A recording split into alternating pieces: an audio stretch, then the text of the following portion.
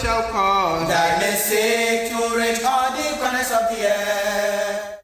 Assalamu alaikum and welcome back to a brand new episode of RoundUp. Nasir is here with us again in the studio. Welcome back, Nasir. Jazakallah Ghani, it's great to be back. I can't wait for another absolutely packed episode of RoundUp. So without further ado, let's check what we have in store for you today. We have the latest from Pakistan's election. Then we head to Australia to learn about ocean science. And finally, we indulge in another Indonesian delicacy. Lots to look forward to in today's episode, Nasir, isn't that right? Yep, sure is. But first, as always, let's start with this week's top stories. Assalamu alaikum, Ushman. How are you doing today? Assalamu alaikum. I'm good, Jazakallah. Let's start in Gaza, where Israeli Prime Minister Benjamin Netanyahu rejected the terms of a ceasefire proposed by Hamas. Netanyahu says only absolute victory was a solution to the ongoing conflict in Gaza. Hamas has proposed a ceasefire lasting 4.5 months, involving the release of all hostages and Israeli withdrawal from Gaza.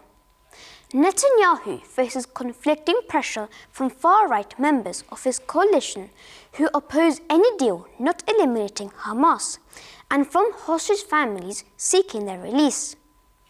The Gaza conflict has resulted in significant casualties and a humanitarian crisis, with Israel denying accusation of genocide. There are now fears that Israel could soon launch a ground invasion in the southern Rafah city, where hundreds of thousands of Gazans have fled to from the north. Britain's King Charles has been diagnosed with cancer. The diagnosis was revealed last week after the King had surgery for an enlarged prostate. The type of cancer has not been shared, but the King has already started regular treatment. The 75-year-old King postponed public appearances for now, but will continue with his important role as head of state, including meeting with the Prime Minister. Despite his diagnosis, Buckingham Palace says the King remains positive about his treatment and is eager to return to his duties as soon as possible. And now to the Ivory Coast, where Nigeria is facing the host nation in the African Nations Cup final. Nigerian football fans erupted in celebration earlier this week as the national team, the Super Eagles, secured a spot in the African Nations Cup final. Goalkeeper Stanley Wambale's historic saves in a shootout against South Africa led the Super Eagles to a 4-2 victory.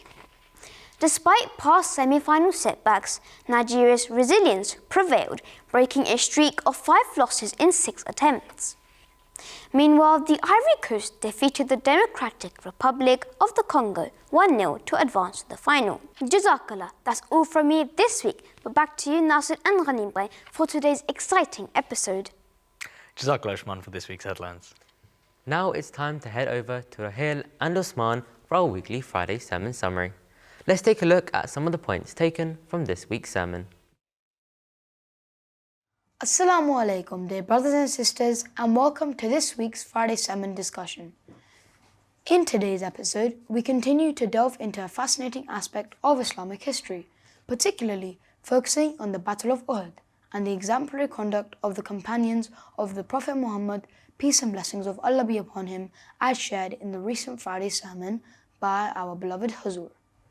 The Battle of Uhud presents us with profound lessons in faith, resilience, and love for the Prophet Muhammad, peace be upon him. One striking aspect is how the companions responded to the challenges they faced. When faced with adversity, the companions remained steadfast in their faith. Take, for example, Hazrat Sa'd bin Rabbi, may Allah be pleased with him, who even in his final moments expressed his unwavering commitment to protecting the Prophet Muhammad, peace and blessings of Allah be upon him. It's truly remarkable. Hazrat Sa'd's devotion teaches us about the importance of sacrificing for a higher cause. His words remind us that sometimes our greatest duty is to stand up for what is right, even in the face of adversity. And let's not forget the response of the Prophet Muhammad, peace and blessings of Allah be upon him, to the barbaric acts committed by the disbelievers during the Battle of Uhud. Despite the atrocities, he chose patience and forbade retaliatory violence, setting a powerful example of forgiveness and compassion. The Prophet Muhammad, peace be upon him, reaction teaches us that the value of patience and forgiveness, even in the most challenging circumstances. It's a reminder that responding with kindness and understanding can often yield more positive outcomes. And let's not overlook the companions' unwavering commitment to proclaiming the greatness of God amidst adversity. When faced with false news and idolatrous chants, they stood firm in their faith, declaring the glory of Allah. This teaches us the importance of staying true to our beliefs, even when confronted with opposition. It's a reminder to always uphold our values and remain steadfast in our faith, no matter the circumstances. As we reflect on these lessons from the Battle of Uhud, let's remember the resilience, faith, and unwavering commitment to righteousness displayed by the companions of the Prophet Muhammad, peace and blessings of Allah be upon him. May we strive to embody these qualities in our own lives. Let's take inspiration from their example and strive to be better individuals, rooted in faith, compassion, and unwavering dedication to what's right. Dear brothers and sisters, remember to also tune in and listen to the complete sermon from our beloved Hazur Ayyadullah Ta'ala bin Nasril Aziz, as it holds blessings and lessons for us to ponder and apply in our daily lives. Until next time, Assalamu alaikum. Jazakallah Rohail and Usman. If you haven't already, don't forget to listen to this week's sermon in full. Now, you may be hearing a lot about Pakistan's election this past week, but what does it mean for Ahmadi Muslims living in Pakistan? Well, Ghani has the details in our special report. Well, it's been a bit of a rollercoaster ride for anyone following the election the past few days. No one party gained a clear majority, although jailed former Prime Minister Imran Khan's Tehreek-e-Insaf party defied expectation and seems to have won the most seats. Nawaz Sharif's Pakistan Muslim League has the second most. Both former Prime Ministers declared victory, but the contest seems to be headed for coalition talks for now. Thursday's elections were not without controversy, with growing concern both internally and internationally over possible vote rigging. Authorities shut down mobile calls and data citing terrorism concerns. Voters faced confusion over polling lists, long waits, and female polling agents were barred from some polling stations. The election came after former Prime Minister Imran Khan was ousted from power and is now in jail on multiple convictions. Critically, Ahmadi Muslims in Pakistan once again faced discrimination. While Pakistan claimed to be running the election under a joint electorate, a separate voter list was created for Ahmadi Muslims. Because of this, Ahmadis did not vote in the election.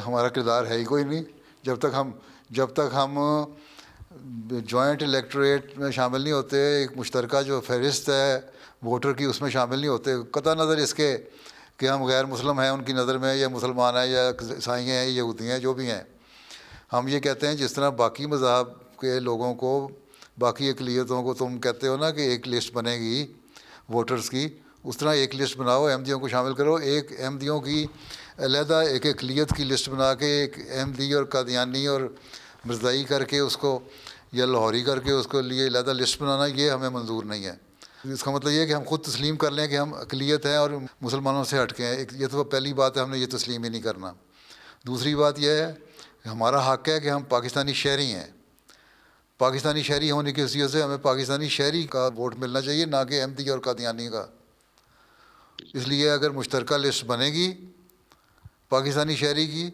तो हम उसमें शामिल होंगे election में नहीं तो हम नहीं शामिल होंगे हमारा कोई किरदार ही नहीं Pakistan is facing tough times. Violence is up, the economy is struggling, and millions are affected. During the Friday sermon on the 2nd of February, beloved Hazur Ayyadullah Ta'ala bin Nasril Aziz instructed prayers for Ahmadi Muslims residing in Pakistan. Pakistan के अहमदियों के लिए भी दुआ करें अपने सियासी मफादात के लिए हमेशा अहमदियों को निशाना बनाया जाता है और इसी तरह बाज़ शिद्दत पसंद तंजीमों से भी ख़तरा है जमात को अफराद जमात को दोहरा ख़तरा होता है हर जगह एक शहरी होने की हैसियत से एक अहमदी होने की हैसियत से रवा और बाकी शहरों के अहमदियों के लिए दुआ करें अल्लाह ताला इनको अपनी हिफाजत में रखे शरीरों के शहर उन पर उल्टाए और अल्लाह ताला हर मुल्क में अहमदियों की हिफाजत फरमाए It should be an interesting week as we get more information from the election. We'll be sure to keep you posted. Back to you, Nasser. Jazakallah Ghani. Next, we'll take a deep dive into the depths of Australia's marine wonders. Let's find out what they are doing to tackle climate change.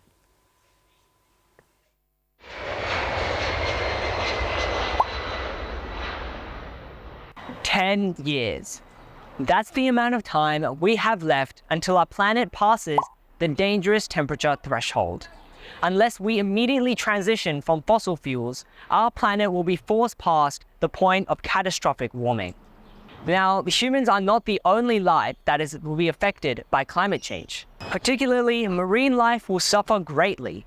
In fact, scientists say that by the year 2100, if we do not cut our greenhouse gas emissions now, 90% of our marine species could be extinct. That's why I am here at the Australian National Maritime Museum in Sydney to learn more about what we are doing to fight climate change and what more we can do. I'm now here with Assistant Curator Kaylee Bartnick, who will answer some of our questions. So Kaylee, what is being done to mitigate the effects of climate change? So we have our big level things where our government steps in, things that help our businesses all want to play along into what's helping reduce our emissions. So we have policies and regulations. We're trying to cut emissions by 2050 in our net zero plan. But we also have things on the ground that we're trying to do with natural resources, like building our oyster reefs or building our mangroves or our seagrasses. And these things are done by university levels to governments to individual businesses, and these are giving us buffers for our natural environment. But what more do you think could be done to mitigate the effects of climate change? I think it's a lot about education for people. A lot of people don't know what's going on in their environment around them, and the museum and even just getting out into bushwalks or the ocean, or even looking at documentaries if you're nowhere near the ocean. Learning about what's going on in the systems around you helps make sure that we're all going towards the same goals. But like those other technologies and innovations I just mentioned, they are also things that I think should be part of our urban infrastructure planning, so we're greening our environment as well while we're always expanding what humans are needing. So what are some things that our viewers at home could be doing to, reduce their impact on the environment? You should be getting out into the ocean. You should see what type of things are sitting out there. Sometimes it's what you put in your rubbish that doesn't actually end up in landfill. It ends up in our waterways. Sometimes it ends up in our rivers. You should try to use reusables.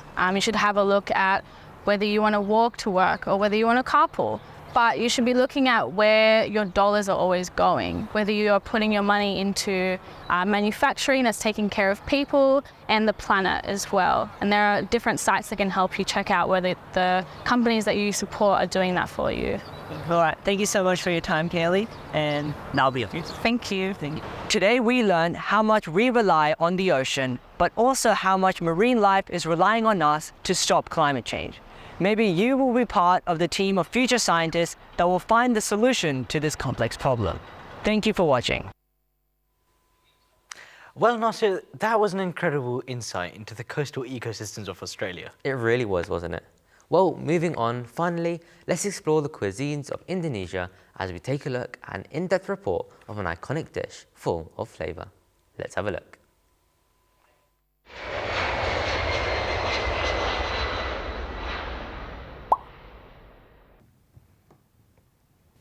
Assalamualaikum teman-teman. Ayam taliwang adalah makanan khas dari Karang Taliwang, Mataram, Nusa Tenggara Barat.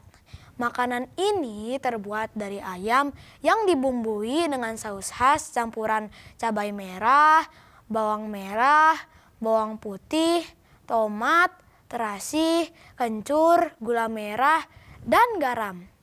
Biasanya ayam taliwang disajikan bersama makanan khas Lombok lainnya, seperti plecing kangkung. Konon katanya ayam taliwang sudah ada sejak tahun 1630 pada masa kerajaan Selaparang yang sedang berperang dengan kerajaan Karangasem dari Bali. Pada saat itu, pasukan dari kerajaan Taliwang didatangkan untuk membantu kedua kerajaan berdamai. Pasukan dari kedua kerajaan kemudian didatangkan untuk berdialog di wilayah Karang Taliwang. Di sanalah para juru masak kerajaan Taliwang kemudian mencoba meracik masakan yang lezat menggunakan bahan-bahan yang ada di sekitar mereka pada saat itu. Nah, jadi deh ayam taliwang.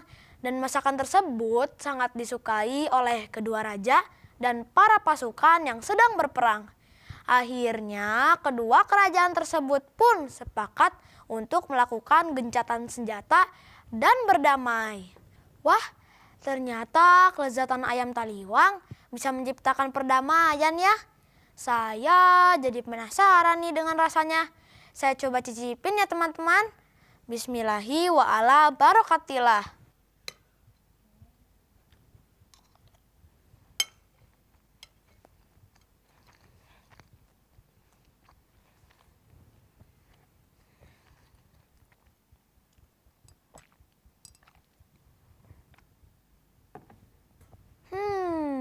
Ternyata beneran enak.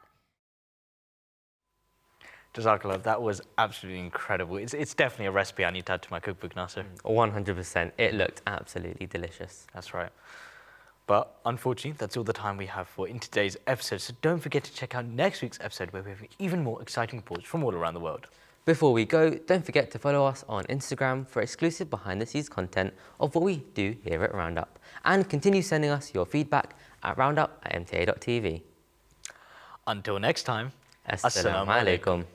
Oh, I shall call. Oh, I shall call. I shall call. Oh, I shall call. I shall call. Darkness seek to reach all the corners of the earth. Oh, I shall call. Oh, I shall call. I shall call. Oh, I shall call. I shall call. Darkness seek to reach all the corners of the earth. Oh, I shall call. Oh, I shall call. I shall call. Oh, I shall call. I shall call. Darkness seek to reach all the corners of the earth.